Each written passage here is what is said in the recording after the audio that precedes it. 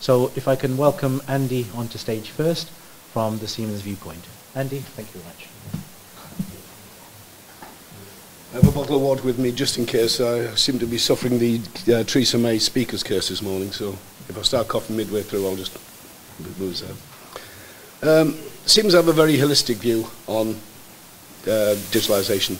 It is not just the high end, it's not just the push buttons, it's not just the software, it's everything. So rather than death by PowerPoint and what Siemens can do in examples, I'd like to start with a short video, which more or less says it all. So, please, video.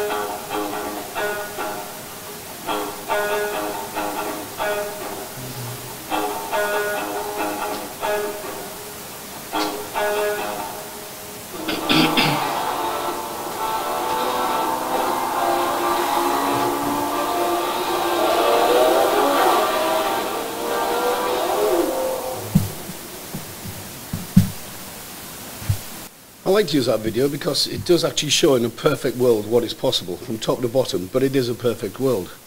However, it misses the point really, doesn't it? Because the automotive world have been using that sort of technology for 40 years, as Gas said.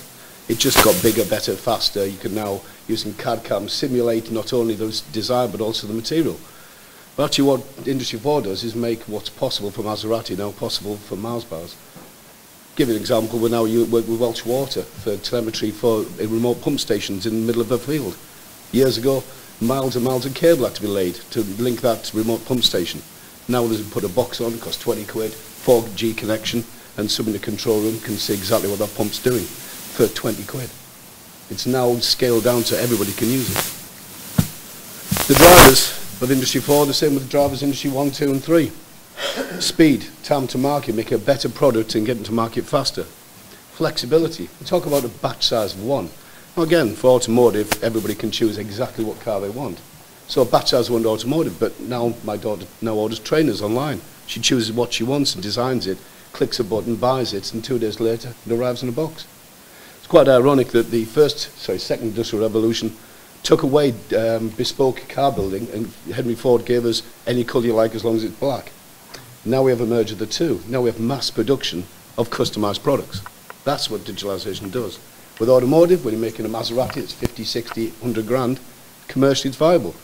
With training shoes, now it's viable. Quality. Maserati triple production and half their quality issues by digitising a brand new factory. Not everybody's got a blank piece of paper, but that's what's possible. In efficiency, making more for less. Yesterday I was at the Smart Factory Expo in Liverpool. Did anybody see on BBC News yesterday morning? There's a guy who was interviewed, he was a furniture manufacturer, and anybody in this room would cringe at what he said. He said, digitalisation and automation can mean I can do what, with one person, what 5 people used to do. So several of us in the room wanted to hit him, punch him, and hit him with a large piece of 4x2. What he should have said was, I can now make 5 times as many stuff with the same number of people and pay them more money because they're more productive and profitable. What digitalisation does, it gives us ability to design better new products and get them to market quicker. For the automotive, how many cars did it take to crash to get an NCAP rating? Average is 12. 18, pretty good. 30, really bad if you've got your crumple zones wrong. What happens if you can crash 10,000 times in a couple of seconds, redesign the car, do it again, and crash 2, just to prove your simulation was correct? How much better is that product and how much quicker to market is it? If you can design a car, why not design the factory in virtual reality? If you can take the feedback from the field into the same database, why not feed that quality back to the factory and then back to the design? So we have 3 pillars: ideation, realization, utilization. I hate the word ideation. It seems to be one that's been made up for this sort of presentation. But the stages of product lifecycle management, from concept to prototyping to production to service and back again, they're all there, as you saw in the video. But now there's a digital thread running through them. So the one source of data, so the quality control feeds back into the design database. So what it actually does is make the whole system one. So you design a product and then design the factory to make the product and make it as flexible as the product needs to be, whether it's training shoes or whether it's Maseratis. Each loop feeds back on itself in a common database. The digital twin we talk about, digital twin of a car. I mean, you know, we've all played with our kids' PlayStation at Christmas, so that digital twin of that Maserati driving around streets of Chicago. We'll scale it up, and now Grand Prix teams use that. Scale it up, now factories can use that. But not just as a design concept, as a constant running parallel model that can feed in the data from the factory, adjust it, and feed it back down, depending on the order, the products are coming in, and what the priorities are for factory output. We used to design machines and design factories and design products. Now you design it as a single element, as a single entity. Siemens' answer to this is a thing called MindSphere. Now MindSphere is not a solution to everything. It is a platform like Android or iOS or Microsoft. It sits in the cloud, any cloud you like, whether it's Amazon, whether it's Azure, and it enables plug and play. So any Siemens PLC or any PC can connect to it within seconds, present the data into a data cloud, and then anybody can buy an app, run an app, or design an app to actually use that, whether you want to know data feedback, whether you want condition monitoring, whether you want just your pump in the middle of the field and want a graph and showing how it's acting and what temperature it's at and how long it's been running. All that's possible. So you can see, you can design factories, design and make them better, design machines and make them better, keep uptime, keep viability, keep flexibility. As Gash said, you know, we're trying to sell stuff. It's the why, not the how.